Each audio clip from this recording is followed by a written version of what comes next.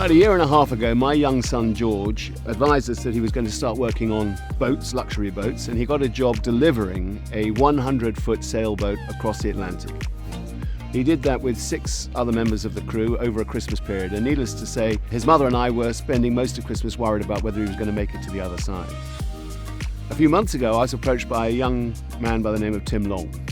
Tim might not be known to many of you, but he was the youngest sailor to sail round the UK shores single-handed at the unbelievable age of 15. Well, Tim approached me and I saw this story and I thought, well, I have to meet this young man. I did, and I was impressed. And for that reason, Kingsbury have decided that we would like to support Tim in his next venture, which is to sail single-handedly in the Solitaire de Figaro sailboat race. All the boats are the same. And he was looking for sponsorship and we decided we wanted to contribute. Hi there, I'm Tim and I'm just starting my career as a professional solo offshore racer. I've known about Kingsbury for a while. I stopped at Hasna Marina on my way around Britain and I've been following their work in the whole engineering scene.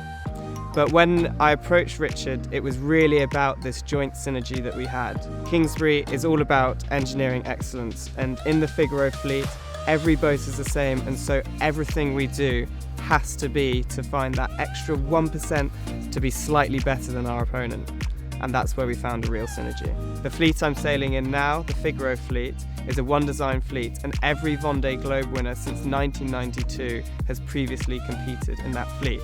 So it's the breeding ground for all of the best offshore sailors. So I'm really looking forward to being with Kingsbury this year and having the opportunity to sail against some of the best. And it is thanks to Kingsbury investing in me as an individual that I'm able to do this. So thank you, I guess.